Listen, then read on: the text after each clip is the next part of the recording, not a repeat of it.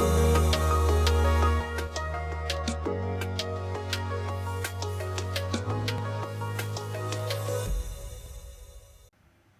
want everyone that is a father and that has a daughter or a young female in their household, I want you to raise your hands.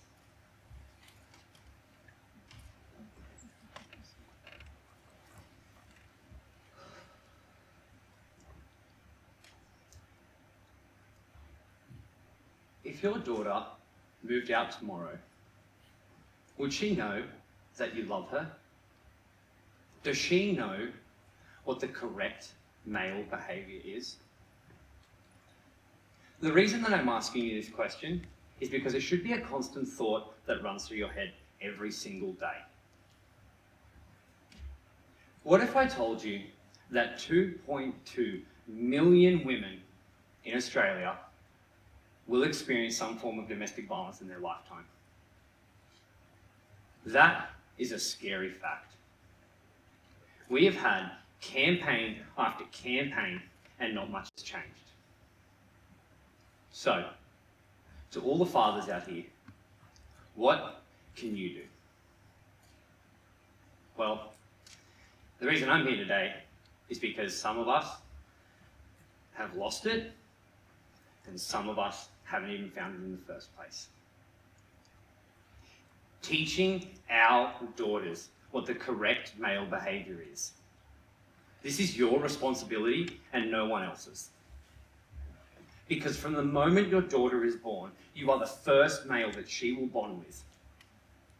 And in that time, you have a major task of being a shining example of what a loving male is.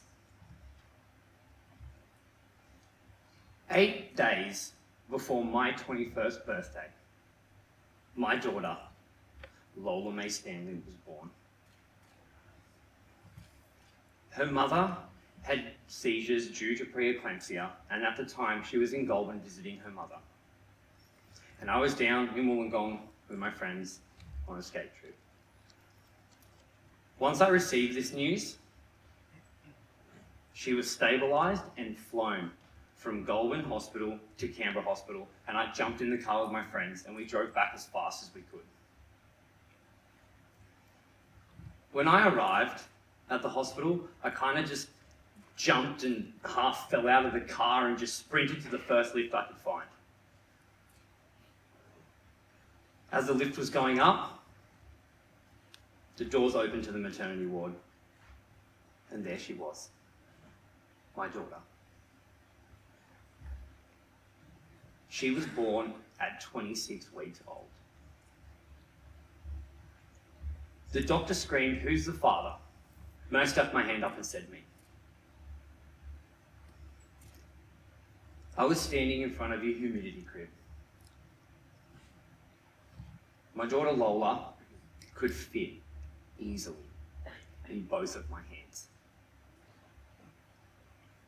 Her brain, heart, and lungs were failing, and we didn't know how long we would have with her.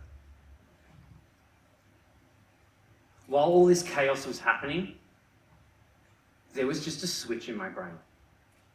It just went off like that. And I became a father. During the chaos, I had doctors asking me a million questions, and I just had to let the adrenaline take over so I could get through it all. Lola was in hospital for 3 months, and like the warrior, she pulled through despite all odds. As time grew on, her mother and I split, and we had shared custody arrangements. Every day that I didn't have Lola, I would ring her, bang on 6 o'clock, and we'd talk on the phone. It's kind of hard to talk to a 2-year-old. We would just laugh at each other, make animal noises, and count to 10. On June the 3rd, 2014, I decided to skip that phone call because I was just so exhausted from work.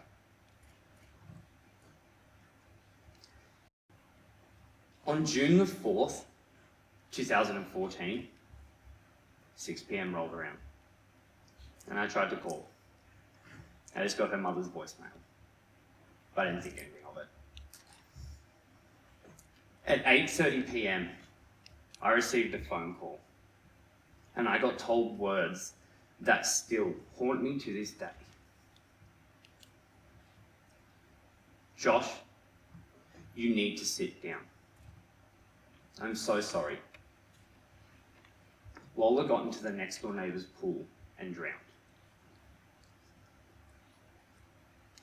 And just like that, my heart and my soul was completely ripped out of my body. And I went into a state that I have never been able to put into words. The only thoughts that I had after processing this whole entire situation was, why didn't I call her the night before? I could have been a better father. Every morning I wake up, the world's good for 5 seconds. And then cold, hard reality hits me that she is no longer here. And that pain and that suffering still consumes me to this day. I'm standing up here as a father that lost his daughter when she was 2.5. And it hurts. All the times I could have said I love you, but didn't. All the times I brushed off doing girly things because that's what a mother does. Every time we stay stoic, we are teaching our daughters that it is okay for a male to show no emotion. Every time we don't help around the house, don't help cook with dinner, and we go sit down and we watch TV, go play golf, drink beer, whatever your vice is.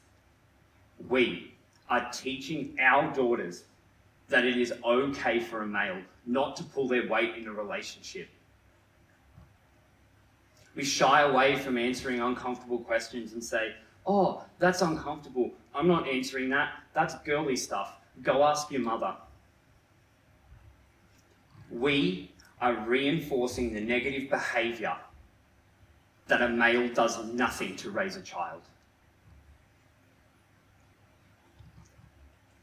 Every time you don't go to a ballet class, every time you break a promise, you create a gap in the relationship. It creates distance, doubt, and uncertainty.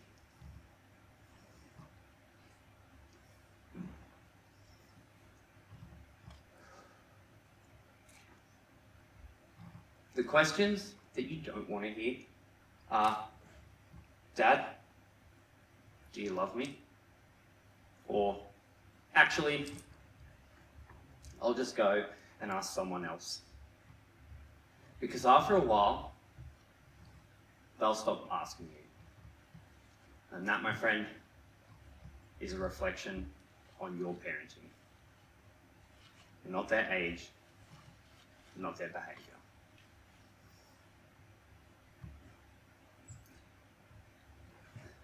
Those moments of your daughter coming up to you and asking those questions should be a celebration, because that means you, as a father, have made your daughter feel safe and that she can come to you and be vulnerable. No judgment, just compassion, trust, and love. Think about this. If your daughter was in an uncomfortable situation or a dangerous situation, wouldn't you want her to be able to call you so that she can be safe?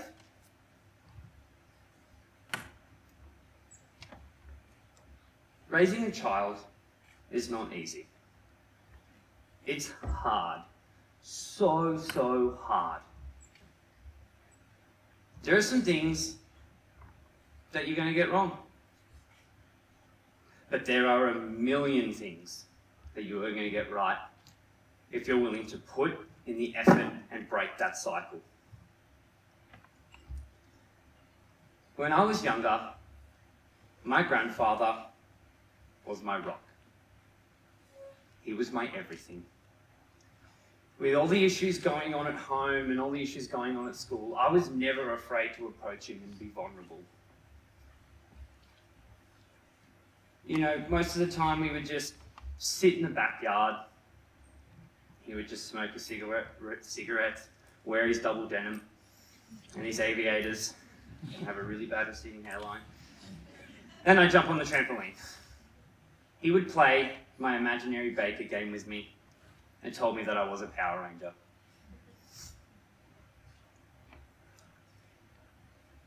He raised me with the tools that he had.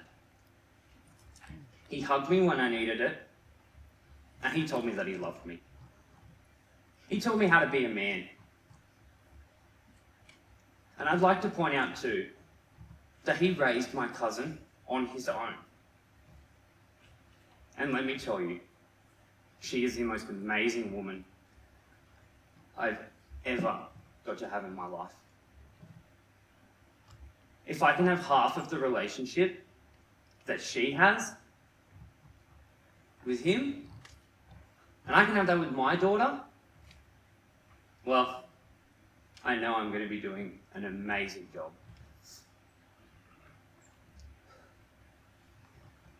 On December 15th, 2018, I got my second chance. My beautiful daughter, Charlotte Louise Stanley, was born. Full term, happy, and healthy. The moment I laid my eyes on her, I knew that I was going to do so many things, but the most important thing was that she knows that I'll always be there for her and that I love her. And I'm present, I'm focused, and I'm involved. It was such a bittersweet moment for me because as amazing as it was, I had that tiny little thought. Lola would have been the most amazing sister. Now, coming back to my original question to all the fathers out here, why would you want to act like this or be like this? Because when your daughter gets older and she starts dating, she is going to take all those wonderful moments that you have had with her and know that it is okay for a male to communicate, say I love you, and talk about uncomfortable situations. And that it is not okay for a male to only show emotion when he is angry or when he wants something from her. Your daughter's beliefs about men start with you. And I'm just going to say that one more time. Your daughter's beliefs about men start with you.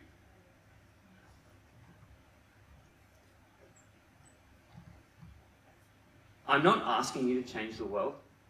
I'm just a father standing up here, pouring my heart out and asking you to be the best that you can be, so that when time comes and they start their journey in life, they know that my dad will always be there for me, and he loves me no matter what. And he taught me how a real man should treat a woman. I know we're not the only influence regarding this problem, but we can be the best example with the time that we have with them. Now, after all that, I want every male in this room to close his eyes, and I want you to think about this. If my daughter dated someone like me, would I be happy? I want you to think long and hard about that one, because that is something only you can change. My name is Joshua Stanley, and thank you for coming to my TEDx talk.